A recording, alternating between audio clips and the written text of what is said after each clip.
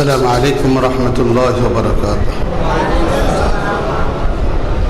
أستغفر الله الذي لا إله إلا هو الحي القيوم وأتوب إليه لا حول ولا قوة إلا بالله العلي العظيم. اللهم صل على سيدنا ومولانا محمد وعلى آله وصحبه وبارك وسلم كما تحب وترضى عدد ما تحب وترضى. الحمد لله وكفى وسلام على عباده الذين اصطفى. أما بعد فأعوذ بالله من الشيطان الرجيم. بسم الله الرحمن الرحيم. ياسين والقرآن الحكيم. وعن عمر بن الخطاب رضي الله تعالى عنه قال قال رسول الله صلى الله عليه وسلم إن الله يرفع بهذا الكتاب أقواما ويدع به آخرين أو كما قال عليه الصلاة والسلام. صدق الله مولانا العظيم وصدق رسوله النبي الكريم ونحن على ذلك من الشاهدين والشاكرين والحمد لله رب العالمين. سبحانك لا علم لنا إلا ما علمتنا إنك أنت العليم الحكيم. অধ্যকারী মসজিদ ও সার সম্মানিত সভাপতি, কাবিল এহতেরাম মুআজ্জাজ উলামায়ে কেরাম ও সম্মানিত উপস্থিতি, আল্লাহ রাব্বুল আলামিনের দরবারে লাখো কোটি শুকরিয়া যে আল্লাহ রাব্বুল আলামিন আমাদেরকে ফিতনা ফাসাদের যুগে দুনিয়ার সব ঝামেলা থেকে মুক্ত রেখে দিনই একটি মাহফিলের মাঝে আসার বসার কিছু আলোচনা করা ও শোনার সুযোগ আমাদেরকে দিয়েছেন। এই জন্য আল্লাহ রাব্বুল আলামিনের দরবারে সকলে শুকরিয়া সে বলি আলহামদুলিল্লাহ।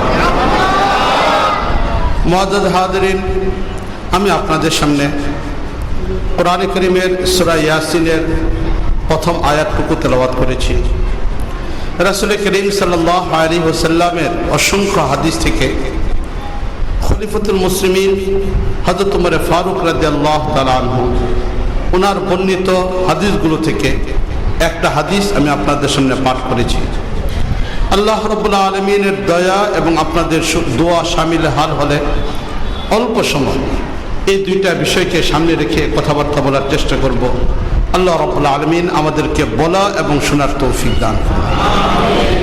মুআজ্জাজ হাজিরিন, আল্লাহ রাব্বুল আলামিন কতগুলো আসমানি কিতাব পাঠিয়েছেন তার সংখ্যা কত এটা কোথাও কোনো নির্ধারিত নেই। কোন হাদিসের কিতাবের মাঝে এই বিষয়টা পরিষ্কারভাবে উল্লেখ নেই। মুফাসসিরিনে কেরাম যারা আছেন, কোরআন কারীমের ব্যাখ্যা বিশ্লেষণ যারা করেন, যাদেরকে মুফাসসির বলা হয়, মুফাসসিরিনে কেরামের অভিমত হলো যে আল্লাহ রাব্বুল আলামিন 304টা আসমানি কিতাব পাঠিয়েছেন। কারো কারো অভিমত হলো 104টা আসমানি কিতাব আল্লাহ রাব্বুল আলামিন পাঠিয়েছেন। এর মাঝে সবচেয়ে বড় 4টা আসমানি কিতাব তাওরাত, জবুর, ইনজিল, আর সর্বশেষ হিসেবে আল্লাহ রাব্বুল আলামিন কোরআন কারীমকে পাঠিয়েছেন। পূর্ববর্তী যত আসমানি কিতাব ছিল আল্লাহ রাব্বুল আলামিন সেগুলোকে সংরক্ষণ করেন নাই, সেগুলোকে হেফাজত করেন নাই। সেগুলো সংরক্ষিত না থাকার কারণে, হেফাজত না থাকার কারণে সেগুলো বিকৃত হয়ে গেছে, পরিবর্তন হয়ে গেছে। কোরআন কারীমকে আল্লাহ রাব্বুল আলামিন সর্বশেষ কিতাব হিসেবে অবতরণ করেছেন। রাসূল করিম সাল্লাল্লাহু আলাইহি ওয়াসাল্লামের উপরে অবতরণ করার পরে এই কোরআন কারীমকে আল্লাহ রাব্বুল আলামিন সংরক্ষণ করার ওয়াদা করেছেন, অঙ্গীকার করেছেন আল্লাহ রাব্বুল আলামিন যে কোরআন কারীমকে আল্লাহ রাব্বুল আলামিন কিয়ামত পর্যন্ত বাকি রাখবেন। কোরআন কারীম সম্পর্কে আল্লাহ রাব্বুল আলামিন ইরশাদ করেছেন, ইন্না নাহনু নাযালনা যিকরা ওয়া ইন্না লাহু লাহাফিজুন, যে আমি এই কোরআন কারীমকে নাজিল করেছি এবং এই কোরআন কারীমকে আমি আল্লাহ এটিকে সংরক্ষণ করব। তাহলে এই কোরআন কারীম সংরক্ষণের চেষ্টা আল্লাহ রাব্বুল আলামিন করবেন, কোরআন কারীম সংরক্ষণ আল্লাহ করবেন, এটা আল্লাহ রাব্বুল আলামিন অঙ্গীকার করেছেন। এই জন্য সংরক্ষণ তো সেই বস্তুরই করা হয় যেটা দামি হয়, ঠিক না বলেন? এটা সংরক্ষণ তো তখনই করা প্রয়োজন হয় যখন অন্য কারো এটা চিনে নেওয়ার সম্ভাবনা থাকে। এর দ্বারা বোঝা আসলো যে কোরআন কারীম যেহেতু আল্লাহ রাব্বুল আলামিন সংরক্ষণ করবেন, কোরআন কারীমকে যেহেতু আল্লাহ রাব্বুল আলামিন হেফাজত করবেন, এই জন্য যুগে যুগে এমন কিছু মানুষ আসবে যারা কোরআনকে বিকৃত করার চেষ্টা করবে, কোরআনকে নষ্ট করার জন্য চেষ্টা করবে। এই কোরআনকে নষ্ট করার জন্য যুগে যুগে চেষ্টা করছে। বিশেষ করে 800 খ্রিস্টাব্দের দিকে একবার খ্রিস্টান সম্প্রদায় মিশরের বড় একজন আলেম, নাম ছিলেন হুসাইন আহমদ, যিনি অনেক বড় একজন সাহিত্যিক ছিলেন, অনেক বড় একজন ব্যক্তি ছিলেন। তার সাহিত্যের মান অনেক উঁচু পর্যায়ে ছিল। তিনি মুহূর্তের মধ্যে কবিতা লিখতে পারতেন, ছন্দবদ্ধ বাক্য দিয়ে কবিতা সাজিয়ে ফেলতে পারতেন, বিষয়বস্তু বলার পরেই তিনি কবিতা লিখে ফেলতে পারতেন, এত জ্ঞানের অধিকারী ছিলেন। এই হুসাইন আহমদকে 1 বছরের জন্য কন্ট্যাক্ট নেওয়া হলো যে আপনাকে 1 বছরের জন্য আমরা নিচ্ছি, এত লক্ষ টাকা আপনাকে দেব, এই সুযোগ সুবিধাগুলো আপনাকে দেব, বাসা দেব, আরো যা যা দরকার সবকিছু দেব, শুধু আপনি আমাদেরকে 1 বছর পরে একটা কোরআনের মতো কোরআন আমাদেরকে উপহার দিলেন। হুসাইন আহমদ সে বুঝতে পারে নাই কোরআন কারীম কাকে বলে, কোরআন কারীমের শক্তি কি পরিমাণ এটা বুঝতে পারে নাই। না বুঝার কারণে সে খ্রিস্টানদের জালে আটকা পড়ে সে চুক্তিবদ্ধ হয়ে গেল। যখন চুক্তিবদ্ধ হলো, চুক্তিবদ্ধ হওয়ার পরে এখন তার জন্য সব উপকরণের ব্যবস্থা করে দেওয়া হলো। এখন এই উপকরণের ব্যবস্থা হিসেবে ঘরের মধ্যে সব কাগজ দেওয়া হলো, কলম দেওয়া হলো, লেখার উপকরণ দেওয়া হলো। টেবিল চেয়ারে বসে এখন হুসাইন আহমদ লেখা আরম্ভ করলেন। কিছুদিন যাওয়ার পরে এখন খ্রিস্টানদের পক্ষ থেকে মানুষ আসলো যে দেখি কি পরিমাণ উনি লেখছেন, কতটুকু লেখা হয়েছে। এরপর আসলেন, আসার পরে দেখলেন ঘরের 3 ভাগের 1 ভাগ ছিঁড়া কাগজের দ্বারা পরিপূর্ণ অবস্থায় রয়ে গেছে। যেগুলো তিনি লিখতেছিলেন, লিখতে পারেন না, লেখার পরে পিছনের দিকে ছুঁড়ে মারছেন, আর এই কাগজগুলো জমা হইতে হইতে ঘরের 3 ভাগের 1 ভাগ পুরোটা ভরে গেছে। এখন খ্রিস্টানদের প্রতিনিধি যখন এখানে আসলো, আসার পরে দেখলো হুসাইন আহমদ কলম নিয়ে বসে আছে, একটা অক্ষরও লিখতে পারতেছে না। তো যখন হুসাইন আহমদের সামনে আসলো, আসার পর হুসাইন আহমদ চোখের পানি ফেলে দিয়ে বললো যে দেখো, যখন আমাকে কবিতা লিখতে বলা হয় আমি কবিতা লিখতে পারি, যখন গদ্য লিখতে বলা হয় আমি গদ্য লিখতে পারি, এবং তোমরা আমার লেখার প্রশংসা করো, কিন্তু কোরআনের বিপক্ষে যখন আমি কোনো একটা আয়াতকে লেখার জন্য চেষ্টা করছি, এই যে পিছনের দিকে তাকিয়ে দেখো ছিঁড়া কাগজে ভরে গেছে, একটা অক্ষর আমি লিখতে পারিনি। তাহলে কোরআন কারীমের বিপক্ষে ষড়যন্ত্র হয়েছে, কিন্তু আল্লাহ রাব্বুল আলামিন এই কোরআন কারীমকে যুগে যুগে হেফাজত করছেন, সংরক্ষণ করছেন। রাসূল করিম সাল্লাল্লাহু আলাইহি ওয়াসাল্লাম আল্লাহ রাব্বুল আলামিনের নবী, নবুয়তের সময়ের হিসাবে রাসূল করিম সাল্লাল্লাহু আলাইহি ওয়াসাল্লামের সময়টা অত্যন্ত অল্প। রাসূল করিম সাল্লাল্লাহু আলাইহি ওয়াসাল্লামের পূর্বে আল্লাহ রাব্বুল আলামিন অনেক এমন নবীকে পাঠিয়েছিলেন যাদের বয়স অনেক বেশি পরিমাণ ছিল। হযরত নূহ আলাইহিস সালামের ব্যাপারে আমরা জানি প্রায় 950 বছর পর্যন্ত তিনি দাওয়াত ও তাবলীগের মেহনত করেছিলেন। তাহলে যিনি শুধুমাত্র 950 বছর পর্যন্ত দাওয়াতের কাজ করেছেন, নবুয়ত পাইছেন 40 বছরে, তাহলে 950 আর 40 হইতেছে কত বছর? 990 বছর পরিমাণ। এরপর হযরত নূহ আলাইহিস সালামের তুফান হলো, উম্মত না মানার কারণে বদদুয়া করলেন নূহ আলাইহিস সালাম, তুফানের পরে আরো 50 বছর পর্যন্ত জীবিত ছিলেন। তাহলে 1000 বছরের উপরে হযরত নূহ আলাইহিস সালাম জীবিত ছিলেন। হযরত দাউদ আলাইহিস সালামের ব্যাপারে এরকম আসছে যে আল্লাহ রাব্বুল আলামিন উনাকে এরকম 1000 বছর, কোন রাওয়ায়াতের মধ্যে আসছে 100 বছরের মতো হায়াত দান করছিলেন। লম্বা একটা হায়াত পূর্ববর্তী উম্মতকে আল্লাহ রাব্বুল আলামিন দান করছিলেন। কিন্তু আমাদের নবী সব মিলে বয়স হলো, চাঁদের বয়স হিসেবে আমাদের নবীর বয়স হয় 64 বছর। চাঁদের হিসাবে আমাদের নবীর বয়স হয় 63 বছর, আর সূর্যের হিসাব অনুযায়ী আমাদের নবীর বয়স হয়ে যায় 64 বছর। কারণ আরবি মাস আর ইয়ের মাসের মধ্যে কিছু পার্থক্য রয়ে গেছে। এই পার্থক্য থাকার কারণে রাসূল করিম সাল্লাল্লাহু আলাইহি ওয়াসাল্লামের বয়সের ভিতরে একটু পার্থক্যতা রয়ে গেছে। তা আরবি মাস হিসেবে রাসূল করিম সাল্লাল্লাহু আলাইহি ওয়াসাল্লামের জীবনের বয়স ছিল 63 বছর রাসূল করিম সাল্লাল্লাহু আলাইহি ওয়াসাল্লামের। এর মধ্যে নবুয়তের দায়িত্ব পালন করছেন মাত্র 23 বছর। এই যে 23 বছরের নবুয়তের দায়িত্ব পালন করছেন, এই 23 বছরের নবুয়তের দায়িত্ব পালন করতে গিয়ে রাসূল করিম সাল্লাল্লাহু আলাইহি ওয়াসাল্লাম সাহাবায়ে কেরামের কাছে তো শুধু কোরআন কি নিয়ে আসলেন, আর কোনো কিছুই ছিল না। কিন্তু এই কোরআন কারীমের মাধ্যমে আল্লাহ রাব্বুল আলামিন সাহাবায়ে কেরামকে কোন পর্যায়ে নিয়ে গেছিল, সাহাবায়ে কেরাম কোথায় পৌঁছে গেছেন, মুআজ্জাজ হাজিরিন অবস্থার দিকে তাকিয়ে দেখেন এই কোরআন কারীমকে অবলম্বন করার কারণে সাহাবায়ে কেরাম রাদিয়াল্লাহু তাআলা আনহু কোন থেকে কোন জায়গায় পৌঁছে গেছেন। যে মক্কায় সাহাবায়ে কেরামদের থাকার জায়গা ছিল না, সাহাবায়ে কেরাম নিরুপায় অবস্থায় একদিন মক্কা থেকে বের হলেন, ওই সাহাবায়ে কেরামরা পৃথিবীর অর্ধেক পৃথিবীকে তারা নেতৃত্বের মধ্যে নিয়ে আসলেন। কিসের মাধ্যমে নিয়ে আসছিলেন? ওনাদের কাছে পুঁজি একটাই ছিল, কোরআন কারীম ছিল। এই কোরআন কারীমকে অবলম্বন করে এক একজন সাহাবায়ে কেরাম রাসূলের কাছ থেকে কোরআন শিখে কোরআন কারীম পড়ে একজন সাহাবায়ে কোন পর্যায়ে পৌঁছে গেলেন। রাসূল করিম সাল্লাল্লাহু আলাইহি ওয়াসাল্লাম সাহাবায়ে কেরামকে বিভিন্ন সময় বিভিন্ন ধরনের সুসংবাদ দিয়েছেন।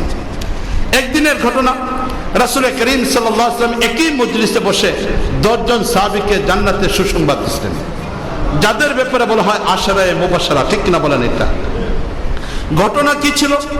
ঘটনা ছিল এই যে ওই সময়টা মদিনায় অত্যন্ত দুর্ভিক্ষের মুহূর্ত চলতেছিল। সাহাবায়ে কেরামের পকেটে টাকা আছে কিন্তু নগদ খাবারের কোনো ব্যবস্থা নেই, বিশেষ করে রান্না করে খাবারের কোনো আয়োজন সাহাবায়ে কেরামের ভিতরে নেই। খেজুর আছে, পানি আছে, এছাড়া অন্য কোনো ব্যবস্থা সাহাবায়ে কেরামের ভিতরে কম। সাহাবায়ে কেরাম অপেক্ষা ছিলেন দূর থেকে যখন কোনো খাবার আসবে ওনারা কিনবেন এবং এগুলো রান্না করে তারা খাবার খাবেন। যখন সাহাবায়ে কেরামের এই কঠিন পরিস্থিতিটা চলতেছিল, এমত অবস্থার ভিতরে সাহাবায়ে কেরাম অপেক্ষা ছিলেন, কাফেলা আসতেছে, সংবাদ পাওয়া যাচ্ছে, কাফেলা আসতেছে, সংবাদ পাইতেছিলেন। এই অবস্থার মধ্যে শুক্রবার চলে আসলো। রাসূল করিম সাল্লাল্লাহু আলাইহি ওয়াসাল্লাম মসজিদের মধ্যে বয়ানের জন্য দাঁড়িয়ে পড়লেন, বয়ান করতেছেন। সাহাবায়ে কেরাম আস্তে আস্তে জমা হয়েছেন মসজিদের ভিতরে। একজন সাহাবী আসছেন, আরেকজন আসছেন, সাহাবীর দ্বারা মোটামুটি মসজিদ ভরে গেছে। যখন রাসূল করিম সাল্লাল্লাহু আলাইহি ওয়াসাল্লাম বয়ান করতেছেন মসজিদের ভিতরে, আর এমত অবস্থার ভিতরে সাহাবায়ে কেরাম মসজিদে বসা, হঠাৎ করে একটা কাফেলা অল্প কিছু খাদ্যবস্তু নিয়ে চলে আসলো। যখন অল্প কিছু খাদ্যবস্তু নিয়ে আসলো, সাহাবায়ে কেরাম বিষয়টা জানলেন। জানার পরে এখন সাহাবায়ে কেরাম যারা মসজিদের মধ্যে বসলেন তারা চিন্তার মধ্যে পড়ে গেলেন, এখন আমরা কি করব? একদিক থেকে রাসূল করিম সাল্লাল্লাহু আলাইহি ওয়াসাল্লাম বয়ান করতেছেন, এই বয়ান করা অবস্থায় রাসূলকে রেখে আমরা যাব, এটা তো রাসূলের মজলিসের অবমাননা হবে, সুতরাং কোনো অবস্থায় এখান থেকে যাওয়া যেতে পারে না।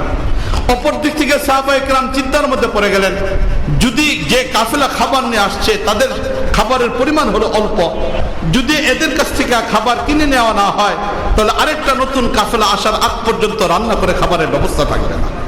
এখন সাহাবায়ে কেরাম কঠিন পরিস্থিতির মধ্যে পড়ে গেছেন, চিন্তা ভাবনার মধ্যে পড়ে গেলেন, কি করা যায়, কি করা যায়, চিন্তার মধ্যে পড়ে গেলেন। কিছু সাহাবায়ে কেরাম সিদ্ধান্ত করে ফেললেন যে যত কিছুই হোক রাসূলের মজলিসে বসা, সুতরাং রাসূলের মজলিসকে প্রাধান্য দেওয়া হবে, খাবারের বিষয়টা পরে চিন্তা ভাবনা করা হবে। কিছু সাহাবায়ে কেরামের প্রয়োজনটা অত্যাধিক মনে হওয়ার কারণে ওনারা আস্তে আস্তে উঠে যাওয়া আরম্ভ করলেন। এখন এই মজলিস থেকে একজন সাহাবী উঠে বাইরে চলে গেলেন খাবার কেনার জন্য, আরেকজন চলে গেলেন খাবার কেনার জন্য, আরেকজন চলে গেলেন খাবার কেনার জন্য। দেখতে দেখতে মজলিস অনেকটা ফাঁকা হয়ে গেছে। মসজিদে নববীতে যখন রাসূলে বয়ান করতেছেন, এমন অবস্থার ভিতরে দেখা গেল মাত্র 10 জন সাহাবী সেই মজলিসের মধ্যে বসা রয়ে গেছেন। সেই মজলিসের এক কোণায় আবু বকর বসা, এক কোণায় উমর বসা, এক কোণায় উসমান বসা, এক কোণায় আলী বসা, এক কোণায় জুবায়ের বসা, এক কোণায় আব্দুর রহমান ইবনে আউফ বসা, এক কোণায় সাদ ইবনে আবি ওয়াক্কাস বসা। এরকম মাত্র কয়েকজন সাহাবী, 10 জন সাহাবী ওনারা বসা। বাকি সাহাবায়ে কেরাম নিজেদের প্রয়োজনগুলোকে পূর্ণ করার জন্য উঠে চলে গেছেন।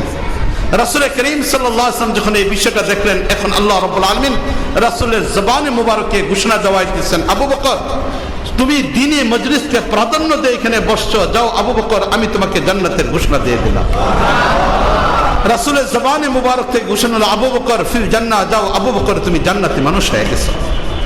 রাসূল করিম সাল্লাল্লাহু আলাইহি ওয়াসাল্লাম বলে দিলেন, ওই যে উমর তুমি বসে আছো, নিজের প্রয়োজনের উপরে দ্বীনকে প্রাধান্য দিচ্ছ, নবীর মজলিসকে প্রাধান্য দিচ্ছ, যাও উমর ফিল জান্নাহ, উমর তুমি জান্নাতি মানুষ হয়ে গেছো।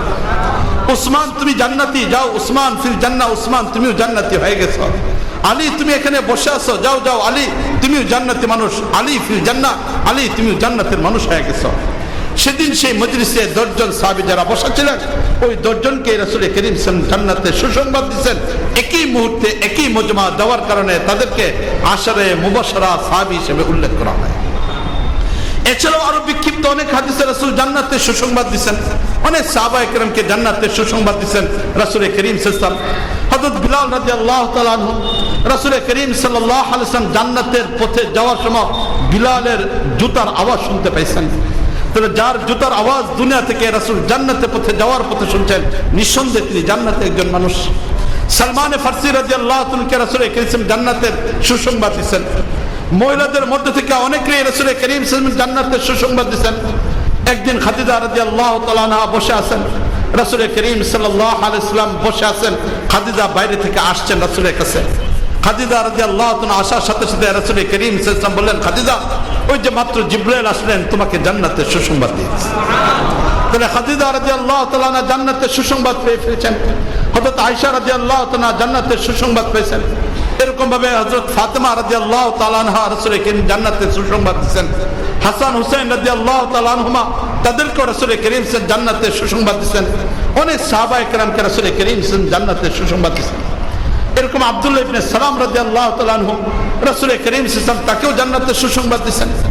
এক মহিলা আসলো, হযরত উমর ফারুক রাদিয়াল্লাহু তাআলা খেলাফতকালে মসজিদে নববীতে মহিলা মসজিদে নববীর সামনে দিয়ে যাচ্ছিলেন। তখন সাহাবায়ে কেরামরা বললেন এই কথা, আরে তোমরা যদি কোনো জান্নাতি নারীকে দেখতে চাও তাহলে এই মহিলাকে দেখে নাও। সবাই আশ্চর্য হয়ে গেলেন যে একজন নারীকে বলা হচ্ছে যে তুমি যদি কেউ জান্নাতি কোনো নারীকে দেখতে চাও তাহলে এই মহিলাকে দেখে নাও। সবাই আশ্চর্য হলেন। এই মহিলাকে জিজ্ঞেস করলেন যে মা বলো তুমি কিসের মাধ্যমে জান্নাতের সুসংবাদ পাইছো রাসূলের পক্ষ থেকে?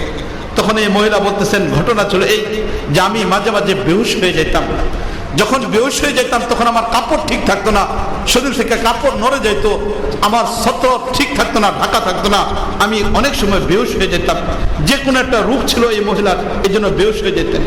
তো তিনি বলতেছেন আমি রাসূলের কাছে আসলাম, বললাম হে আল্লাহর নবী আমি তো এরকম ভাবে বেহুশ হয়ে যাই আর আমার কাপড় ঠিক থাকে না, হে আল্লাহর নবী আপনি আমার জন্য দোয়া করেন যেন আল্লাহ রাব্বুল আলামিন আমাকে সুস্থতা দান করেন। রাসূল করিম সাল্লাল্লাহু আলাইহি ওয়াসাল্লাম বললেন যে দেখো যদি তুমি তোমার জন্য আমি দোয়া করি আল্লাহ রাব্বুল আলামিন হয়তো তোমাকে সুস্থতা দান করবেন, তবে এই অসুস্থ অবস্থার মধ্যে যদি তুমি থাকো তাহলে আল্লাহ তোমাকে জান্নাত দান করবেন। এখন তুমি চিন্তা করে দেখো জান্নাত নিবা না সুস্থতা নিবা? মহিলা বলল হে আল্লাহর নবী আমি জান্নাত চাই, আমার সুস্থতার প্রয়োজন নেই, বাদ বাকি এতটুকু হে আল্লাহর নবী যেহেতু আমি বেহুশ হয়ে গেলে শরীরের কাপড় নড়ে চলে যায়, আমার সতর ঠিক থাকে না, শরীর সম্পূর্ণ ঢাকা ঠিক থাকে না, আপনি আল্লাহর কাছে দোয়া করে দেন যেন আল্লাহ রাব্বুল আলামিন আমার কাপড়টাকে ঠিক রেখে দেন। এরপরে রাসূল করিম সাল্লাল্লাহু আলাইহি ওয়াসাল্লাম দোয়া করছেন, আল্লাহ রাব্বুল আলামিন মহিলাকে সুস্থতাও দিয়ে দিয়েছেন, কাপড়ও ঠিক করে দিয়ে দিয়েছেন। তাহলে রাসূল করিম সাল্লাল্লাহু আলাইহি ওয়াসাল্লাম এই মহিলাকে জান্নাতের সুসংবাদ দিয়েছেন। তো এরকম ভাবে আল্লাহ রাব্বুল আলামিন রাসূল করিম সাল্লাল্লাহু আলাইহি ওয়াসাল্লামের জবানে মুবারকে অনেক সাহাবায়ে কেরামের ব্যাপারে জান্নাতের ঘোষণা দেওয়াইছেন। তবে একই মজলিসে যেহেতু 10 জন সাহাবী জান্নাতের সুসংবাদ পাইছেন, এই জন্য ওনাদেরকে আশারায়ে মুবাশশারা বলা হয়, 10 জন সাহাবী যারা জান্নাতের সুসংবাদ প্রাপ্ত। মুআজ্জাজ হাজরিন, এই যে এই কোরআনে কারীম যখন এই আশারায়ে মুবাশশারা 10 জন সাহাবীর দিকে তাকিয়ে দেখি, এই 10 জন সাহাবায়ে কেরাম যারা জান্নাতের সুসংবাদ পাইছেন তাদের অবস্থার দিকে একটু তাকিয়ে দেখেন, এই কোরআন তাদেরকে কোথায় নিয়ে গেছে, এই কোরআন তাদেরকে কোথায় নিয়ে গেছে। এই 10 জন সাহাবায়ে কেরামের মধ্য থেকে যারা আগে কোনো কিছুই জানতেন না, যারা স্বাভাবিক জীবন যাপনটাও পর্যন্ত জানতেন না, এই 10 জান্নাতি সাহাবীর মধ্য থেকে কোরআনের ছোঁয়ার কারণে 4 জন তৎকালীন যুগের ইসলামের রাষ্ট্রপতি হয়ে গেছেন। আবু বকর রাদিয়াল্লাহু তাআলা আনহু শুধুমাত্র একজন সাহাবী নয়, বরং আবু বকর রাদিয়াল্লাহু তাআলা আনহু যেমনি ভাবে একজন সাহাবী, রাসূল করিম সাল্লাল্লাহু আলাইহি ওয়াসাল্লামের গারে সৌরের সেই বিপদকালীন সময়ে রাত্রি যাপনকারী সময়ের আত্মগোপনকারী সময়ের একজন সঙ্গী। আবু বকর রাদিয়াল্লাহু তাআলা আনহু নবীর জীবনের প্রতিটা মুহূর্তের একজন সঙ্গী। এর পাশাপাশি আবু বকর রাদিয়াল্লাহু তাআলা একজন ইসলামী রাষ্ট্রের রাষ্ট্রপতি। আবু বকর হযরত উমর ফারুক রাদিয়াল্লাহু তাআলা আনহু শুধুমাত্র কাফেরদের বিপক্ষে একজন কঠোর হৃদয়ের অধিকারী একজন মানুষ, এতটুকুই তার পরিচয় নয়। রাসূল করিম সাল্লাল্লাহু আলাইহি ওয়াসাল্লামের একজন সাহাবী শুধু এতটুকুই পরিচয় নয়, এই কোরআন কারীমের ছোঁয়ার মাধ্যমে হযরত উমর ফারুক রাদিয়াল্লাহু তাআলা একজন সফল রাষ্ট্রপতি। হযরত উসমান গনি রাদিয়াল্লাহু তাআলা আনহু তিনি শুধুমাত্র দানশীলতার দিক থেকে পরিচিত একজন মানুষ এমন বিষয়টা নয়। রাসূল করিম সাল্লাল্লাহু আলাইহি ওয়াসাল্লামের দুই কন্যার জামাতা, এটাই শুধু উসমানের পরিচয় নয়। উসমান গনি রাদিয়াল্লাহু তাআলা ইসলামের জন্য নিবেদিত প্রাণ এমন একজন মানুষ, শুধু এটুকুই তার পরিচয় নয়, বরং উসমান গনি রাদিয়াল্লাহু তাআলা অনেকগুলো পরিচয়ের পাশাপাশি এটাই সবচেয়ে বড় পরিচয় যে তিনি একজন ইসলামী রাষ্ট্রের রাষ্ট্রপতি। হযরত আলী রাদিয়াল্লাহু তাআলা আনহু রাসূল করিম সাল্লাল্লাহু আলাইহি ওয়াসাল্লামের কলিজার টুকরা ফাতেমা রাদিয়াল্লাহু তাআলা আনহার স্বামী, এটাই তার বড় পরিচয় নয়। হাসান হুসাইন রাদিয়াল্লাহু তাআলা আনহুমা যারা শাবাব আহলিল জান্নাহ, জান্নাতের সেই যুবকদের সর্দারের পিতা আলী রাদিয়াল্লাহু তাআলা, এটাই তার শুধুমাত্র পরিচয় নয়, বরং আলী রাদিয়াল্লাহু তাআলা একজন ইসলামী রাষ্ট্রের রাষ্ট্রপতি, এটাও হলো তার পরিচয়। তাহলে এই কোরআনে কারীমের ছোঁয়ার মাধ্যমে যে সাহাবায়ে কেরামের জীবনে কোনো কিছুই ছিল না, এই সাহাবায়ে কেরাম এখন রাষ্ট্রপতি হয়ে গেছেন। মুআজ্জাজ হাজরিন, হযরত উমর ফারুক রাদিয়াল্লাহু তাআলা আনহুর কথা চিন্তা করে দেখি, যখন হযরত উমর ফারুক রাদিয়াল্লাহু তাআলা ইসলামী রাষ্ট্রের রাষ্ট্রপতি, একদিনের ঘটনা, হযরত উমর ফারুক রাদিয়াল্লাহু তাআলা আনহু যাচ্ছেন 10,000 সেনাবাহিনীকে নিয়ে একটা যুদ্ধের ময়দানে যাচ্ছেন। যুদ্ধে বিজয় অর্জন করলেন। যুদ্ধে বিজয় অর্জন করার পরে হযরত উমর ফারুক রাদিয়াল্লাহু তাআলা আসতেছেন, এখন মক্কাতুল মুকাররমা হয়ে তিনি মদিনায় ঢুকবেন। যেহেতু মক্কার পথ ধরে উনার আসতে হচ্ছে, এই জন্য হযরত উমর ফারুক রাদিয়াল্লাহু তাআলা আনহু পরামর্শ করলেন এই কথা যে আমি পরামর্শে তোমাদের সাথে এটা সিদ্ধান্ত নিতে চাই যে যেহেতু মক্কা হয়ে আমাদের যেতে হবে, তাহলে আমরা একটা উমরা করে এরপর আমরা মক্কাতে চলে যাই। সাহাবায়ে কেরাম একত্রিত হয়ে গেলেন, ঐক্যমত পোষণ করলেন যে যেহেতু আমরা যুদ্ধ শেষ করলাম, এখন বিজয় আমাদের আসছে, এই জন্য আমরা মক্কার ওই পথ ধরে যাব যাতে করে একটা উমরা আমরা করতে পারি। সাহাবায়ে কেরাম রাদিয়াল্লাহু তাআলা উমরার প্রস্তুতি নিয়ে ওনারা এরকম ভাবে মক্কার পথ ধরে যাতায়াত করা আরম্ভ করলেন। যখন মক্কার পথ ধরে ওনারা যাতায়াত করতেছেন, এমন অবস্থার ভিতরে কাবা চত্বরের পাশে খালি একটা মাঠ, বিশাল খালি একটা মাঠ, যেখানে রাখালরা বকরি চড়াইতেছে, এমন একটা মাঠের পাশে এসে হযরত উমর ফারুক রাদিয়াল্লাহু তাআলা দাঁড়িয়ে পড়লেন। পিছনে 10,000 সৈনিক, তারা এখানে অপেক্ষা। হযরত উমর ফারুক রাদিয়াল্লাহু তাআলা দাঁড়িয়ে আছেন, সৈনিকরাও দাঁড়িয়ে পড়ছে। প্রচন্ড রৌদ্র, মরুভূমির বালুর উত্তপ্ততা, রৌদ্রের তাপের প্রখরতা, এর পাশাপাশি সকলের গায়ে অতিরিক্ত কিছু পোশাক রয়ে গেছে, ঘাম বের হচ্ছে, সবারই কষ্ট হচ্ছে। এই পরিস্থিতির ভিতরে সাহাবায়ে কেরাম কেউ আগে বেরিয়ে কথা বলবেন উমরের সাথে সাহস নেই। উমর তো খলিফাতুল মুসলিমিন, তিনি দাঁড়ানো, কি জন্য ভাবতেছেন একটা খালি ময়দানের দিকে তাকিয়ে। ওই সৈনিকদের ভিতরে রাসূল করিম সাল্লাল্লাহু আলাইহি ওয়াসাল্লামের অত্যন্ত প্রিয় একজন সাহাবী হযরত হুযায়ফা রাদিয়াল্লাহু তাআলা ছিলেন, যিনি সাহিবু সির রাসূলুল্লাহ, রাসূল করিম সাল্লাল্লাহু আলাইহি ওয়াসাল্লামের গোপন কথাগুলো জানতেন। সেই হুযায়ফা রাদিয়াল্লাহু তাআলা সেখানে উপস্থিত। হুযায়ফা রাদিয়াল্লাহু তাআলা আস্তে আস্তে আগে বললেন, উমরকে গিয়ে জিজ্ঞেস করলেন, উমর ঘটনা কি? এখানে তুমি দাঁড়িয়ে আছো, খালি মাঠের দিকে তাকানো, কি যেন তুমি ভাবতেছ? পিছনে 10,000 সৈনিক, যাদের গায়ের মধ্যে যুদ্ধের পোশাক, তারা এরকম উত্তপ্ত বালুর উপরে দাঁড়ানো আছে, রৌদ্রের প্রখরতা তাদের শরীরকে গরম করে ফেলতেছে, তাদের কষ্ট হইতেছে। ওমর তুমি এখানে কি ভাবতেছ? হযরত উমর ফারুক রাদিয়াল্লাহু তাআলা চৈতন্যতা ফিরে আসলো।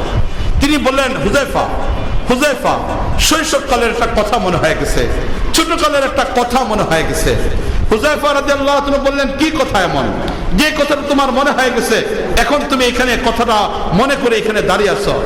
এখন হযরত উমর ফারুক রাদিয়াল্লাহু তাআলা বলতেছেন, হুযায়ফা, এটাই হলো সেই ময়দান, এটা হলো সেই ময়দান যে ময়দানে আমি একদিন উমর রাখালের কাজ করতাম। ছোটকালে আমার বাবা আমাকে লেখাপড়া করার জন্য তৎকালীন যুগে শিক্ষা প্রতিষ্ঠান আমাকে দিয়েছিলেন। আমি ফাঁকিবাজি করতাম, লেখাপড়া করতাম না। বাবা কাজে দিলেন, কাজও আমি করি না, ফাঁকিবাজি করি। শেষ পর্যন্ত বাবা চিন্তার মধ্যে পড়ে গেলেন, আমি বড় হয়ে উমর কি করব? একটা দিন পরিবারের কিছু দায়িত্ব আমার কাঁধে চলে আসবে, সেদিন আমি কি করে পরিবারকে সামাল দিব? আমার বাবা চিন্তার মধ্যে পড়ে গেলেন। লেখাপড়া হচ্ছে না আমার দ্বারা, এরকম কাজও করতে পারতেছে না। বাবা তখন সিদ্ধান্ত নিলেন রাখালের কাজ করাবেন। কিছু জানোয়ার দিয়ে আমাকে পাঠাই দিলেন এই ময়দানের ভিতরে। আমি এখানে বকরি চড়াইতাম, ওই যে গাছ, সেখানে আমি বকরি চড়াইতাম, এর নিচে আমি বিশ্রাম করতাম। এইভাবে আমার জীবন কাটতেছিল। আমি ঠিক মতো রাখালের কাজও করতে পারতাম না, ফাঁকিবাজি করতাম। জানোয়ারগুলিকে ছেড়ে দিয়ে আমি ঘুমায় পড়তাম, অন্যান্য রাখালদের সাথে খেলাধুলার মধ্যে লিপ্ত হয়ে যেতাম। এইভাবে আমার সময় কাটতো। বিকালবেলা যখন জানোয়ারগুলিকে নিয়ে বাড়িতে যাইতাম, বাবা চিৎকার করতেন, রাগারাগি করতেন। জানোয়ারগুলো পেট ভরে খাবার না খাওয়ার কারণে রাতের বেলা ক্ষুধার যন্ত্রণা ছটফট করতো। বাবা এর কারণে আমাকে বকাঝকা করতেন, শরীরের মধ্যে ময়লা লেগে থাকতো। আর আজকে এই উমরের অবস্থার দিকে তাকিয়ে দেখো যে উমর একদিন রাখালের কাজও ঠিক মতো করতে পারতো না, বাবার মুখ থেকে গালি শুনতো। আজকে উমর দেখো কোন অবস্থার মধ্যে আছে। হযরত হুযায়ফা রাদিয়াল্লাহু আনহু বলতেছেন যে আচ্ছা উমর, যদি আজকে তোমার বাবা থাকতো তাহলে কি হইতো? বলছে আমার বাবা থাকলে আজকে আমাকে দেখে আশ্চর্য হয়ে যেত যে উমর রাখালের কাজ করতে পারে না, আজকে কত বিশাল সাম্রাজ্যের রাষ্ট্রপতির দায়িত্ব পালন করতেছে। এত বিশাল সাম্রাজ্যের রাষ্ট্রপতি হলো উমর। তখন হযরত হুযায়ফা রাদিয়াল্লাহু আনহু জিজ্ঞেস করলেন, উমর তোমার ভিতরে পরিবর্তনটা কিসের মাধ্যমে আসছে? কিসের মাধ্যমে পরিবর্তনটা আসছে? হুযায়ফা রাদিয়াল্লাহু আনহু এই কথা বলার পরে উমর রাদিয়াল্লাহু আনহু বলেন যে আল্লাহ রাব্বুল আলামিন আমাদের নবী রাসূলকে যে কোরআনে কারীম দিয়েছিলেন, এই কোরআনের মাধ্যমে আল্লাহ রাব্বুল আলামিন আজকে আমাকে এই মর্যাদা দান করেছে। তখন হযরত হুযায়ফা রাদিয়াল্লাহু আনহু কথার উত্তরে উমর ফারুক রাদিয়াল্লাহু তাআলা এই হাদিসটা, যে হাদিসটা আমি আপনাদের সামনে খুতবার সময় পড়েছিলাম, সেই হাদিসটা হযরত উমর ফারুক রাদিয়াল্লাহু তাআলা বললেন যে ইন্নাল্লাহ ইয়ারফাউ বিহাদাল কিতাবি আকওয়ামান ওয়া ইয়াদউ বিহি আখারিন। যে আল্লাহ রাব্বুল আলামিন এই কোরআন কারীম এমন একটা কিতাব, যে কিতাবের মাধ্যমে আল্লাহ রাব্বুল আলামিন একটা জাতিকে পৃথিবীতে মর্যাদা দিবেন। আর কোরআনকে যদি মানুষ ছেড়ে দেয়, কোরআনের অনুযায়ী যদি জীবন যাপন না করে, তাহলে ওই জাতিকে আল্লাহ রাব্বুল আলামিন অপদস্থ করে ফেলবেন। আজকে আমার উমরের জীবনের পরিবর্তনের মূল বস্তু হলো কোরআন কারীম। এই কোরআনের মাধ্যমে আল্লাহ রাব্বুল আলামিন এই পর্যায়ে নিয়ে আসছেন। মুআজ্জাজ হাজিরিন, আলোচনা করতেছিলাম 10 জন সাহাবা যারা জান্নাতের সুসংবাদ প্রাপ্ত ছিলেন। তাদের মধ্যে আবু বকর রাদিয়াল্লাহু তাআলা আনহু রাষ্ট্রপতি হয়ে গেলেন, হযরত উমর ফারুক রাদিয়াল্লাহু তাআলা রাষ্ট্রপতি হয়ে গেলেন, হযরত উসমান গনি রাদিয়াল্লাহু তাআলা রাষ্ট্রপতি হয়ে গেলেন, হযরত আলী রাদিয়াল্লাহু তাআলা রাষ্ট্রপতি হয়ে গেছেন। ছোঁয়া ছিল একটাই, সেটা হলো কোরআন কারীম। এই কোরআন কারীমের মাধ্যমে আল্লাহ রাব্বুল আলামিন তাদেরকে এই মর্যাদা দান করেছেন। কোরআন কারীমের মাধ্যমে আল্লাহ রাব্বুল আলামিন কোন জায়গায় নিয়ে গেছেন? আল্লাহ রাব্বুল আলামিন এক একজনের কি পরিমাণ বুদ্ধি বিচক্ষণতা আল্লাহ রাব্বুল আলামিন খুলে দিয়েছিলেন এই কোরআন কারীমের মাধ্যমে। একটু চিন্তা করে দেখেন, এই কথা আল্লাহ রাব্বুল আলামিন সূরা ইয়াসিনের মধ্যে বলছেন, ইয়াসিন ওয়াল কুরআনিল হাকীম। হিকমতপূর্ণ এই কোরআনের ছোঁয়া যখন উমর চলে আসছে, তখন উমর আর রাখাল থাকে নাই, উমর খলিফাতুল মুসলিমিন হয়ে গেছে। এই হিকমতপূর্ণ কোরআনের ছোঁয়া যখন উসমান চলে আসছে, এখন উসমান খলিফাতুল মুসলিমিন হয়ে যেতে পারছে। এই হিকমতপূর্ণ কোরআনের ছোঁয়া যখন আবু বকর আসছে, আবু বকর এখন রাষ্ট্রপতি হয়ে যেতে পারছে। কোরআনের সাথে এক একজন সম্পর্ক হয়েছে, আর এক একটা মর্যাদায় তারা আগে বেড়ে যেতে পারছে, আগে বেড়ে যেতে পারছে। এক একজনের ভিতরে কি পরিমাণ পরিবর্তন চলে আসছে, কি পরিমাণ পরিবর্তন চলে আসছিল কোরআনের মাধ্যমে। হযরত আলী রাদিয়াল্লাহু তাআলা আনহু, হযরত আলী রাদিয়াল্লাহু তাআলা খলিফাতুল মুসলিমিন। এমন অবস্থায় আলী রাদিয়াল্লাহু তাআলা খলিফাতুল মুসলিমিন হওয়ার পরেও স্বাভাবিক এক জীবন যাপনের উপর চলতেছেন হযরত আলী রাদিয়াল্লাহু তাআলা। এই জীবন যাপন করতে গিয়ে আলী রাদিয়াল্লাহু তাআলা যুদ্ধের ময়দানে ব্যবহার করতেন, মাথাটাকে ঢাকার জন্য একটা অস্ত্র ব্যবহার করতেন, যেটাকে শিরস্থান বলা হয়। মাথাটার উপর যেন শত্রুদের আঘাত না হয়, এজন্য হেলমেটের মতো একটা বস্তু ব্যবহার করতেন। হযরত আলী রাদিয়াল্লাহু তাআলা হঠাৎ করে এমন একটা প্রয়োজন দেখা দিল, যে প্রয়োজনের কারণে আলী রাদিয়াল্লাহু তাআলা আনহু ওনার কাছ থেকে এই হেলমেটটা, শিরস্থানটা অন্য জায়গায় পৌঁছে গেছে। আস্তে আস্তে এটা একটা ইহুদির নিয়ন্ত্রণে চলে গেছে। এখন যখন ইহুদির নিয়ন্ত্রণে হেলমেটটা চলে গেছে, হেলমেটটা চলে যাওয়ার পরে এখন আলী রাদিয়াল্লাহু তাআলা আনহু দেখলেন এটা ওনার হেলমেট। উনি ইহুদিকে বললেন যে এটা তো আমার হেলমেট, তুমি আমাকে দিয়ে দাও। ইহুদি বলতেছে না, এটা আমার হেলমেট। এটা ওই সময়ের কথা যখন হযরত আলী রাদিয়াল্লাহু তাআলা খলিফাতুল মুসলিমিন, ইসলামী রাষ্ট্রের বিশাল সাম্রাজ্যের রাষ্ট্রপতি হযরত আলী রাদিয়াল্লাহু তাআলা। রাজ্যের সীমানা কতটুকু? 1,08,00,000 বর্গ কিলোমিটার। 1,08,00,000 বর্গ কিলোমিটার রাষ্ট্রের রাষ্ট্রপতি হযরত আলী রাদিয়াল্লাহু তাআলা। আমাদের বাংলাদেশ 56,000 বর্গ কিলোমিটার মাত্র। তাহলে মাত্র 56,000 বর্গ কিলোমিটার হলো আমাদের বাংলাদেশের সীমানা। আর 1,08,00,000 বর্গ কিলোমিটার বিশাল সাম্রাজ্যের রাষ্ট্রপতি হলেন হযরত আলী রাদিয়াল্লাহু তাআলা। এখন এই আলী রাদিয়াল্লাহু তাআলা তিনি দাবি করতেছেন এই হেলমেটটা এটা হলো ওনার, আর ইহুদি বলতেছে এই হেলমেটটা হলো আমার। এখন রাষ্ট্রপতি হিসেবে তিনি ইচ্ছে করলে জোর করে নিয়ে নিতে পারেন, কিন্তু ইসলামের এটা বিধান নেই। জোরপূর্বক ভাবে অন্য কারো বস্তু হস্তক্ষেপ করবে, এটা অনুমতি নেই।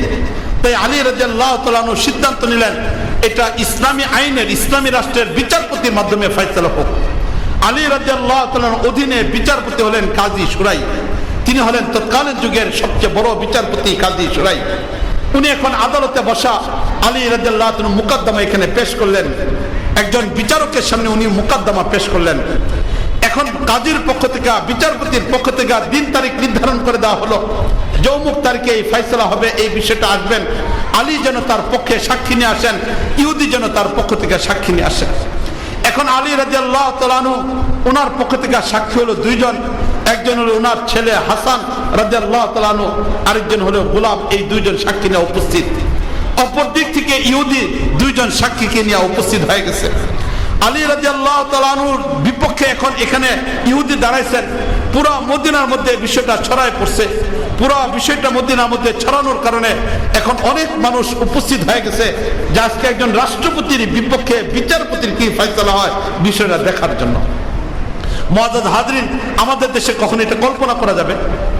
আমরা যে দেশে বসবাস করি এদেশে কোনোদিন এটা কল্পনা করা যাবে কিনা এই বর্তমান পরিস্থিতি?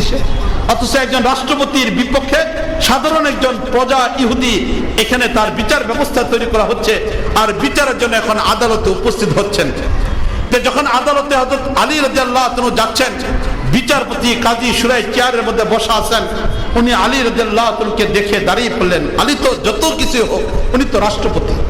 আলী রাদিয়াল্লাহু আনহুকে যখন দাঁড়িয়ে পড়তে দেখে দাঁড়িয়ে পড়ছেন, আলী রাদিয়াল্লাহু আনহু তাৎক্ষণিকভাবে দাঁড়িয়ে পড়লেন। দাঁড়িয়ে বললেন এই কথা, কাজী শুরাই, আমি খলিফাতুল মুসলিমিন, আমি আলী এই হিসেবে তোমার এখানে আসি নাই, একজন বাদী আর বিবাদী অবস্থা হিসেবে এখানে এসে উপস্থিত হয়েছি। তাই অন্যান্য মানুষের সাথে যেমন তোমার আচরণ হয়, ঠিক তোমার আমার সাথে এই ধরনের আচরণ করতে হবে। এর বাইরে যেন কোনো ধরনের আচরণ আমার সাথে তোমার না হয়। এই কথাটা বলার সাথে সাথে এখন কাজী শুরাই তিনি চেয়ারের মধ্যে বসে পড়লেন। বসার পরে এখন কাজী শুরাই ডাক দিলেন, আসেন আপনি এখানে। এখন অন্যান্য অপরাধীরা, বাদীরা যেখানে দাঁড়ায়, আলী রাদিয়াল্লাহু আনহুকে এখানেই দাঁড়া করানো হলো। ঠিক বিবাদী হিসেবে যিনি আছেন তাকেও এখানে দাঁড়া করানো হলো। বাদী বিবাদী দুজন দাঁড়িয়ে পড়লেন।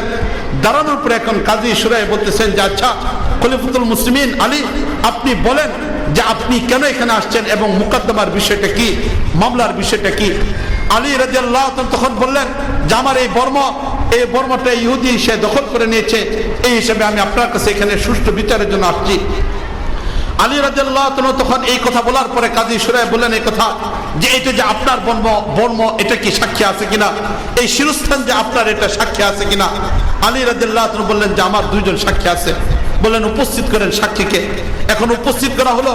আলী রাদিয়াল্লাহু আনহু উপস্থিত করলেন নিজের ছেলে হাসান রাদিয়াল্লাহু তাআলা আনহুকে, উপস্থিত করলেন নিজের গোলাম, তাকে উপস্থিত করলেন। যখন উপস্থিত করলেন, কাজী শুরাই বললেন খলিফাতুল মুসলিমিন, ইসলামের আইন হিসেবে বাবার পক্ষে ছেলের সাক্ষী যথাযথ না, এটা গ্রহণ হয় না। বাবার পক্ষে ছেলের সাক্ষী গ্রহণ হতে পারে না। এই কারণে একজন সাক্ষী বাতিল হয়ে গেছে। এখন দ্বিতীয় একজন মাত্র সাক্ষী আছে, এছাড়া বিকল্প আপনার কোনো সাক্ষী আছে কিনা বলেন? আলী রাদিয়াল্লাহু আনহু বললেন না, বিকল্প কোনো সাক্ষী তো আমার কাছে নাই, আমার ছেলে আর গোলাম।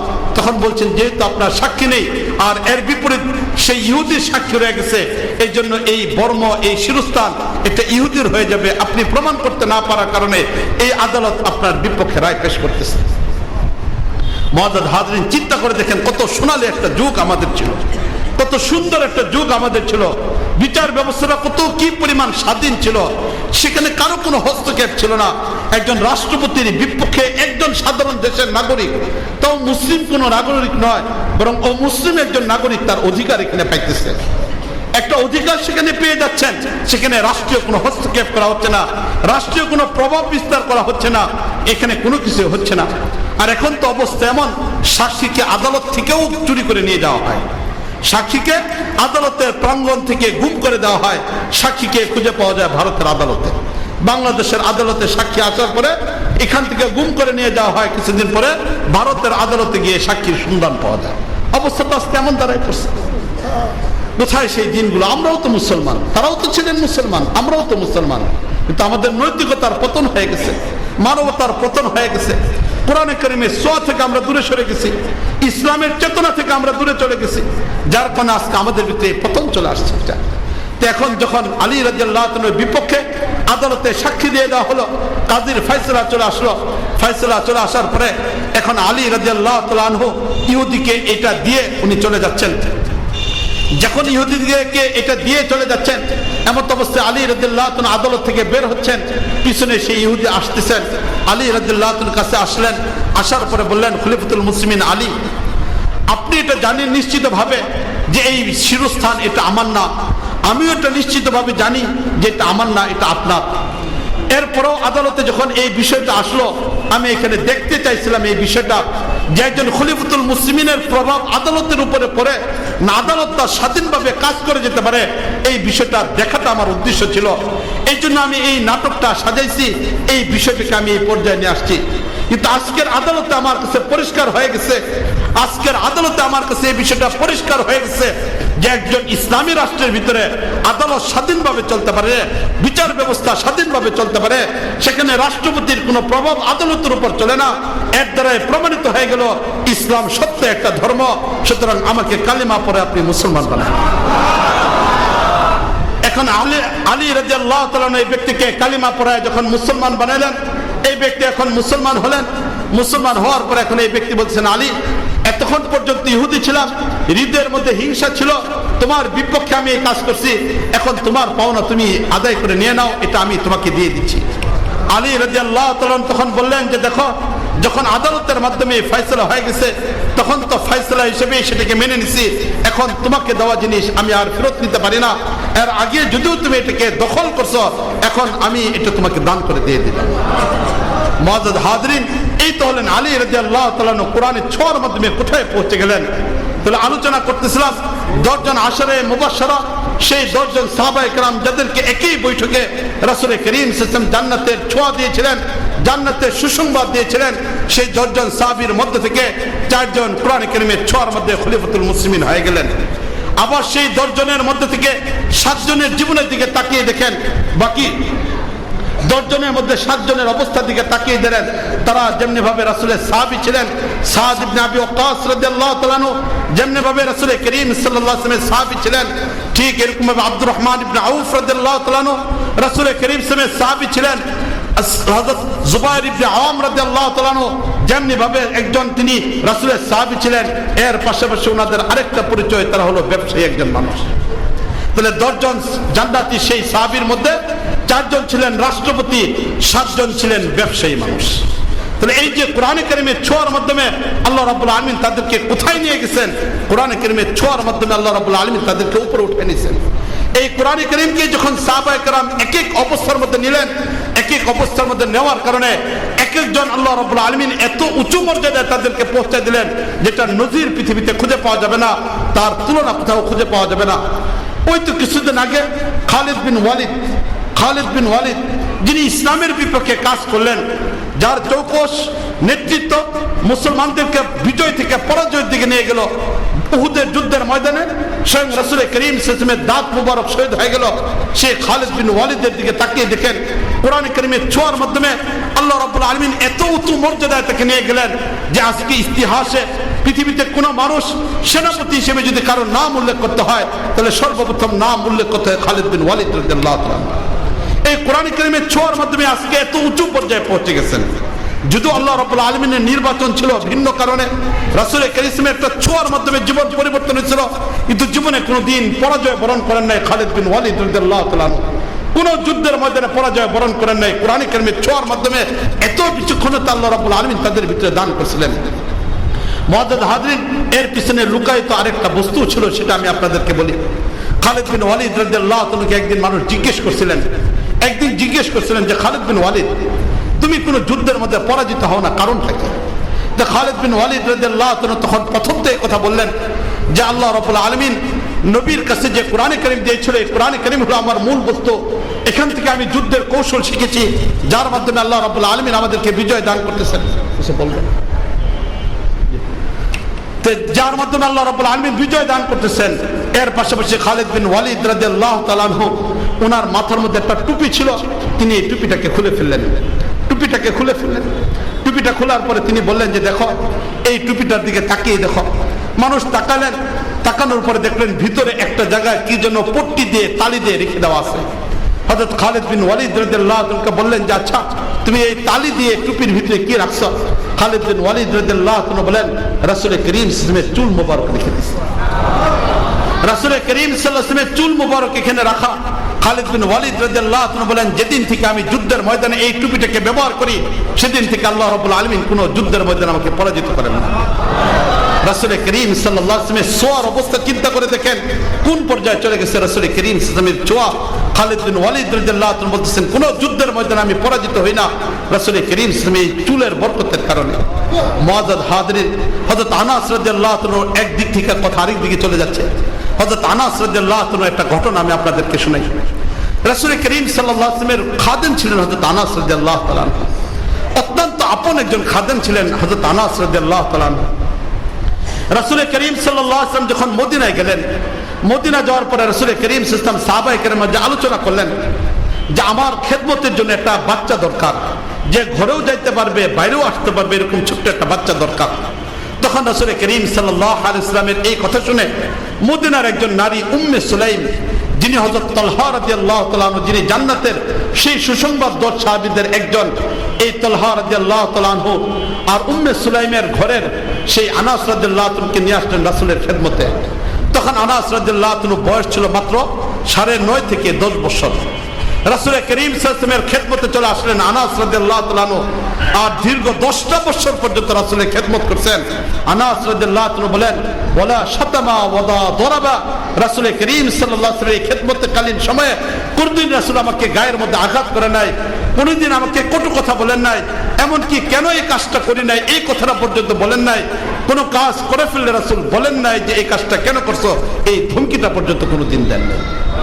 আজকে আমাদের বাড়ির চাকরের সাথে আমাদের কেমন আচরণ হয়, আমাদের বাড়ির কামলার মানুষটার সাথে কেমন আচরণ হয়, আমার অফিসের আমার অধীনস্থ সেই কর্মচারীর সাথে আমার আচরণটা কেমন হয়, আমার দোকানে বসে যাওয়া মালিক হিসেবে যখন বসি আমার দোকানের কর্মচারীদের সাথে আমার আচরণটা কেমন হয়। আর মুআজ্জাজ হাজিরিন, আজকে রাসূল করিম সাল্লাল্লাহু আলাইহি ওয়াসাল্লামের জীবনের দিকে তাকিয়ে দেখি দীর্ঘ 10টা বছর খেদমত করছেন আনাস রাদিয়াল্লাহু তাআলা আনহু। রাসূল করিম সাল্লাল্লাহু আলাইহি ওয়াসাল্লাম কোনোদিন আঘাত করেন নাই, কোনো কথা বলেন নাই, কোনো কিছু পর্যন্ত বলেন নাই। কি পরিমাণ খেদমত রাসূল করিম সাল্লাল্লাহু আলাইহি ওয়াসাল্লাম করছেন আর কিভাবে করছেন।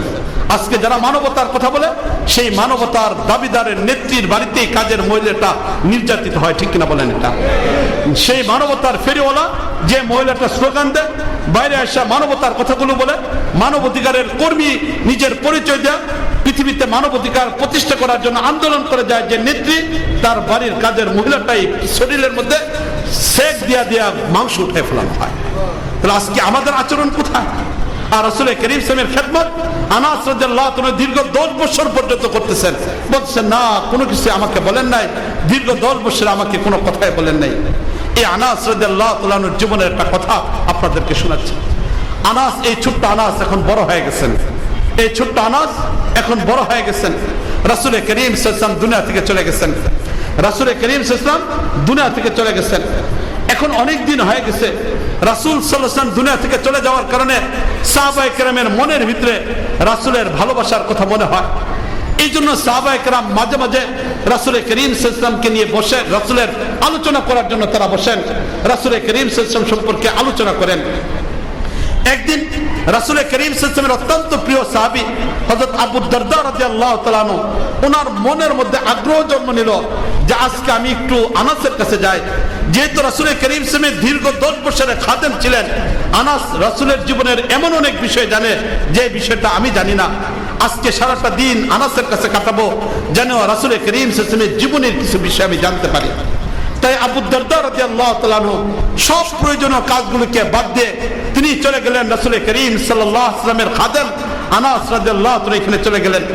এখন আনাস রাদিয়াল্লাহু তাআলা বাড়িতে গেলেন, লম্বা সময় এখানে ব্যয় করলেন।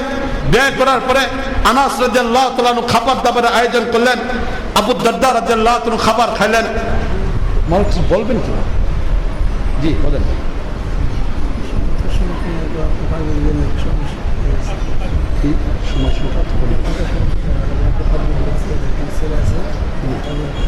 জি ঠিক আছে।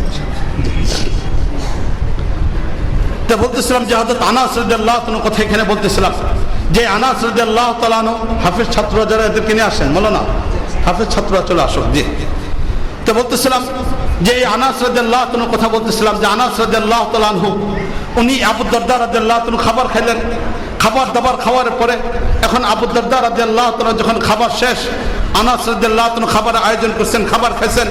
খাবার খাওয়ার পরে এখন আনাস রাদিয়াল্লাহু তাআলা আনহু তার খাদেমকে বললেন যে আবু দারদা যেহেতু খাবার খাইছে, হাতটা ভিজা, একটা রুমাল দাও যাতে করে সে হাতটাকে মুছতে পারে। আমরাও সাধারণত খাবার খাওয়ার পরে এরকম ভাবে হাত ধোয়ার জন্য, মুছার জন্য রুমাল দিয়ে থাকি। এখন এরকম রুমাল দেওয়া হলো। যখন রুমাল দেওয়া হলো, যে রুমালটা আবু দারদা রাদিয়াল্লাহু তাআলাকে দেওয়া হলো, আবু দারদা রাদিয়াল্লাহু তাআলা রুমালটাকে হাতে নিছেন। নেওয়ার পরে দেখেন এটার মধ্যে কিছু ময়লা দেখা যায়, কিছু ময়লা দেখা যায়। তো এখন আবু দারদা রাদিয়াল্লাহু তাআলা বললেন যে রুমালের মধ্যে তো ময়লা দেখা যাচ্ছে, তো এই রুমালটাকে পরিষ্কার করে দিলে ভালো হতো, রুমালটা ময়লা দেখা যায়।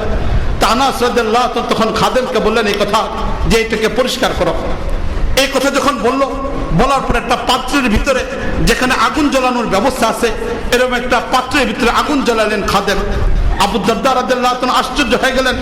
ময়লা কাপড় পরিষ্কার করার জন্য সাবান ব্যবহার করা হয় অথবা অন্য কোনো বস্তু ব্যবহার করা হয়, কিন্তু আনাস এখানে তার খাদেম আগুন জ্বালাইছে। আবু দারদা আশ্চর্য হয়ে গেলেন। লক্ষ্য করে দেখলেন যে খাদেম সেই রুমালটা আস্তে করে সে আগুনের মধ্যে ফেলে দিল। স্বাভাবিক কাপড়ের তৈরি করা একটা রুমাল যেটা আগুনের ছোঁয়ার কারণে পুড়ে যাওয়ার কথা, কিন্তু আবু দারদা রাদিয়াল্লাহু তাআলা তাকিয়ে তাকিয়ে দেখলেন যে এই রুমালটা পুড়ে যাচ্ছে না, বরং এই রুমালটা আগুনে দেওয়ার পরে একটা পর্যায়ে আগুন নিভে গেছে। কিন্তু যখন এই নিভে যাওয়া আগুন থেকে রুমালটাকে বের করা হয়েছে, লক্ষ্য করে দেখলেন এখন রুমালটা পরিষ্কার হয়ে গেছে, কোথাও কোনো ময়লা নেই। আবু দারদা রাদিয়াল্লাহু তাআলা আশ্চর্য হয়ে গেলেন যে স্বাভাবিক গতির বিপরীতে এই বস্তুটা হয়ে গেছে, স্বাভাবিক বস্তুর বিপরীতে এটা হয়ে গেছে। আবু দারদা রাদিয়াল্লাহু তাআলা আশ্চর্য হয়ে গেলেন। এখন আনাসকে জিজ্ঞেস করলেন, আনাস ঘটনা কি? কাপড় পুড়ে যাওয়ার কথা আর এই রুমালটা পুড়ে যায় না, কারণটা কি? আবু দারদা রাদিয়াল্লাহু তাআলা এই কথা বলার পরে এখন আনাস কাঁদা আরম্ভ করলেন। আনাস রাদিয়াল্লাহু তাআলা কাঁদতেছেন আর বলতেছেন নবীর কথা মনে করে দিছ, নবীর কথা মনে করে দিছ। তখন আনাস রাদিয়াল্লাহু তাআলা আনহু কাঁদলেন, আবু দারদা রাদিয়াল্লাহু তাআলা কাঁদলেন। স্বাভাবিক হওয়ার পরে এখন আবু দারদা রাদিয়াল্লাহু তাআলা বলতেছেন একদিনের ঘটনা, আমি যখন রাসূল করিম সাল্লাল্লাহু আলাইহি ওয়াসাল্লামের খাদেম ছিলাম, রাসূল করিম সাল্লাল্লাহু আলাইহি ওয়াসাল্লামের যখন খাদেম ছিলাম, এই খাদেম অবস্থায় রাসূল মাঝে মাঝে আমাদের বাড়িতে আসতেন। একদিন রাসূল করিম সাল্লাল্লাহু আলাইহি ওয়াসাল্লাম দুপুরের সময় আমাদের বাড়িতে আসলেন। যখন আমাদের বাড়িতে রাসূল আসলেন, আসার পরে রাসূল করিম সাল্লাল্লাহু আলাইহি ওয়াসাল্লামের শরীর থেকে ঘাম বের হচ্ছিল, তখন আমার মা উম্মে সুলাইম রাদিয়াল্লাহু তাআলা আনহা তিনি এই রুমালটা রাসূলকে ঘাম মোছার জন্য দিছিলেন, ঘাম মোছার জন্য দিছিলেন। রাসূল করিম সাল্লাল্লাহু আলাইহি ওয়াসাল্লাম এই রুমালে ঘাম মুছলেন। যেহেতু রাসূলের শরীরের ছোঁয়া লাগছে, এই জন্য আমার মা এই রুমালটাকে রেখে দিছেন। দীর্ঘদিন থাকার পরে এটা ময়লা হয়ে যাচ্ছে, ঘরে কেউ ব্যবহার করে না, রেখে দিছি, ময়লা হয়ে যাচ্ছে।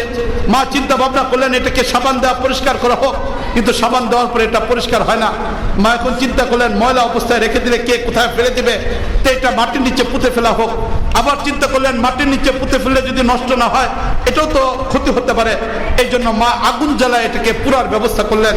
কিন্তু যখন আগুনে দেওয়া হলো তখন লক্ষ্য করে আমরা দেখলাম দীর্ঘক্ষণ পর্যন্ত আগুন তো জ্বললো, কিন্তু এই কাপড় পুড়ে যায় নাই, বরং এই কাপড়টা পরিষ্কার অবস্থায় আগুন থেকে বের হয়ে আসছে। এরপর থেকে আমাদের বোঝা আসলো নবীর ছোঁয়া যে কাপড়ের মধ্যে লাগছে এই কাপড়টা আগুনে জ্বলতে পারে না, এই জন্য এই কাপড়টা আগুনের দ্বারা আমরা পরিষ্কার করি।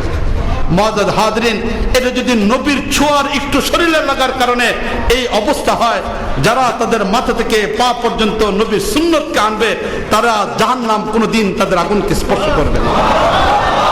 মুআজ্জাজ হাজরিন, আলোচনা লম্বা করতেছে না, হুজুর সংকেত দিতেছেন পাগড়ি দিতে হবে, এই জন্য আলোচনা লম্বা করতেছে না। শুধু একটা কথা আমি বলতেছি, এই যে কিছুদিন আগে যে ঘটনাটা আমাদের বাংলাদেশে ঘটলো, ভুলাতে যে ঘটনাটা ঘটলো, রাসূল করিম সাল্লাল্লাহু আলাইহি ওয়াসাল্লামের উপরে কিছু মানুষ মন্তব্য করলো। মন্তব্য করার পরিপ্রেক্ষিতে যখন সেখানে পুলিশের স্বাভাবিক নীতিমালাকে বাদ দিয়ে পুলিশ প্রশাসন সেখানে গুলি করলো, গুলি করার আগে অনেকগুলো পদ্ধতি আছে। এর মধ্যে প্রথম পদ্ধতি হলো পুলিশের উপর যখন আক্রমণ হয় তখন ছুরাগুলি নিক্ষেপ করতে হয়। এই ছুরাগুলির দ্বারা যদি মানুষ সরে যায় ভালো, যদি না ছড়ে তাহলে দ্বিতীয় পর্যায়ে এখানে কাঁদানো গ্যাস ছুটতে হয়। কাঁদানো গ্যাসের দ্বারা যদি মানুষ না যায় তাহলে তৃতীয় পর্যায়ে ফাঁকা গুলি করতে হয়। ফাঁকা গুলির দ্বারা যদি মানুষ না যায় তাহলে চতুর্থ পর্যায়ে পুলিশের নিজের আত্মরক্ষার জন্য গুলি করতে পারে। আর এই গুলি করার বিধান হলো বাংলাদেশের সংবিধানে লেখা, গুলি করতে হবে হাঁটু থেকে নিয়ে পা পর্যন্ত, এর উপরে গুলি করার অনুমতি নাই। কিন্তু ভুলার দিকে লক্ষ্য করে আমরা দেখি পুলিশ কোনো ধরনের নিয়মতান্ত্রিকতা রক্ষা না করে বরং জানোয়ারকে যেভাবে মানুষ হত্যা করে এরকম গুলি নিক্ষেপ করছে। মুআজ্জাজ হাজিরিন, এই ঘটনা যখন ঘটলো 20 তারিখে ঘটলো, 20 তারিখে ময়মনসিংহে আমরা সর্বপ্রথম প্রতিবাদ মিছিল করলাম। আসরের পরে পুরা বাংলাদেশের সবার আগে আমরা মিছিল করলাম। ওইখানে সিদ্ধান্ত নিলাম যে ভোলার মানুষদের পাশে যাইতে হবে। পরের দিন কোনো যানবাহনের ব্যবস্থা না থাকার কারণে যেতে পারতেছিলাম না। বিকালবেলা আমি রওনা দিয়ে দিচ্ছিলাম সেই লঞ্চে করে। সর্বপ্রথম ভোলাতে ময়মনসিংহ থেকে আমরাই যাই, যেখানে অন্য কেউ যায় নাই, এমনকি বরিশালের মানুষগুলো সেখানে যায় নাই, ওলামায়ে কেরামরা যায় নাই। এর আগে আমরা ভোলায় গিয়ে পৌঁছে যাই। এরপরে যখন এই 5 জন শহীদ হয়েছে, 5 জন শহীদের মধ্যে থেকে 3 জনের বাড়িতে আমরা যেতে পারছি, 2 জনের বাড়িতে আমরা যেতে পারি নাই। একজনের বাড়ি ভোলার শেষ প্রান্তে মনপুরা, এই মনপুরাতে হলো তার বাড়ি। আমরা যখন গাড়ি ভাড়া করার জন্য গেলাম, পুলিশ আমাদেরকে গাড়ি ভাড়া করতে দেয় নাই। আমরা বাংলাদেশের নাগরিক, টাকা দিয়ে গাড়ি ভাড়া করবে এটা সুযোগ আমাদেরকে দেওয়া হয় নাই, গাড়ি ভাড়া করতে দেওয়া হয় নাই, সেখানে যাইতে দেওয়া। আরেকজন শহীদের বাড়িতে আমাদেরকে যাওয়ার সুযোগ দেওয়া হয়নি। মাত্র 3 জন শহীদের বাড়িতে আমরা গেলাম। ওই আলোচনা করতে গেলে লম্বা 1.5-2 ঘন্টা সময়। ও সেদিনের পরিবেশটা কেমন ছিল, শহীদ মায়ের অবস্থাটা কেমন ছিল, শহীদদের পরিবারের অবস্থাটা কেমন ছিল, এলাকার মানুষের অবস্থাটা কেমন ছিল, এটা লম্বা আলোচনা প্রয়োজনের দিকে আমি যাচ্ছি না। শুধু এতটুকুই বলছি, সব কিছু করার পরে যখন মাগরিবের নামাজ পড়ার জন্য সেই বুরহানুদ্দিনের মাঠে চলে আসলাম, সেই বুরহানুদ্দিনের মাঠে যখন আসলাম, মাগরিবের নামাজটা এখানে পড়লাম।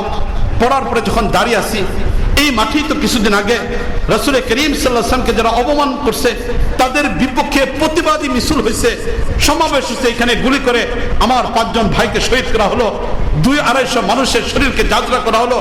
এই কথাটা যখন ভাবতেছিলাম, এমত অবস্থায় কিছু কিছু জায়গার মধ্যে রক্ত এখনো পর্যন্ত রয়ে গেছিল।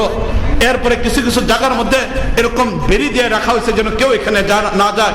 খোদার কসম খায় বলতেছি, একদিক থেকে কাঁদতেছিলাম, চোখ দিয়ে পানি পড়তেছিলাম, আর সেখানে যেন একটা ঘ্রাণ পাইছিলাম। এই ঘ্রাণটা পৃথিবীতে আমি আর কোথাও পাই নাই। কোন আতর থেকে আমি সেই ঘ্রাণটা পাই নাই, কোন সুগন্ধির দ্বারা এটাকে পাই নাই, কোথাও আমি পাই নাই। কিন্তু সেখান থেকে আমি একটা ঘ্রাণ অনুভব করছিলাম, যে ঘ্রাণটা আজও পর্যন্ত আমার কাছে বাঁচতেছে, এখনো পর্যন্ত যেন হৃদয়ের মধ্যে নাড়া দিতেছে। মুআজ্জাজ হাজিরিন, সেদিন আমার বুঝা আসলে এটা, যে আসলে যারা এখানে শহীদ হয়েছে, শুধু শহীদ না, আল্লাহ রাব্বুল আলামিন সত্যিকার অর্থে তাদেরকে সেই মর্যাদা দান করছেন। এর জন্য আলোচনা শুরু করছিলাম, বিক্ষিপ্ত আকারে আলোচনা চলে গেছে। ইয়াসিন ওয়াল কুরআনিল হাকীম, কোরআনে কারীম হলো সেই প্রজ্ঞাময় কিতাব। কোরআনের ছোঁয়া যদি আমাদের ভিতরে চলে আসে, তাহলে সত্যিকার অর্থে আমরা মানুষ হয়ে যেতে পারবো, সত্যিকার মানুষ হতে পারবো। এর পাশাপাশি আমরা আরেকটা কথা বলতে চাই, ফলের দ্বারা গাছের পরিচয় পাওয়া যায়, ঠিক না বলেন? এটা ফলটা যদি ভালো হয় তাহলে আমরা বলি গাছ ভালো, ফলটা যদি মন্দ হয় তাহলে গাছটাও মন্দ হয়, এটা আমরা বলি। মুআজ্জাজ হাজিরিন, ধর্মের অনুসারীদের দ্বারা পরিচয় পাওয়া যায় ধর্মটা কেমন, ঠিক না বলেন? এটা ধর্মের অনুসরণ করার দ্বারা মানুষের পরিচয় পাওয়া যাবে, ব্যক্তির পরিচয়ের দ্বারা পাওয়া যাবে যে ধর্মটা কেমন। ইসলাম যদি সত্য ধর্ম হয় তাহলে ইসলামের ছোঁয়া যারা থাকবে তাদের জীবনেও পরিবর্তন হবে।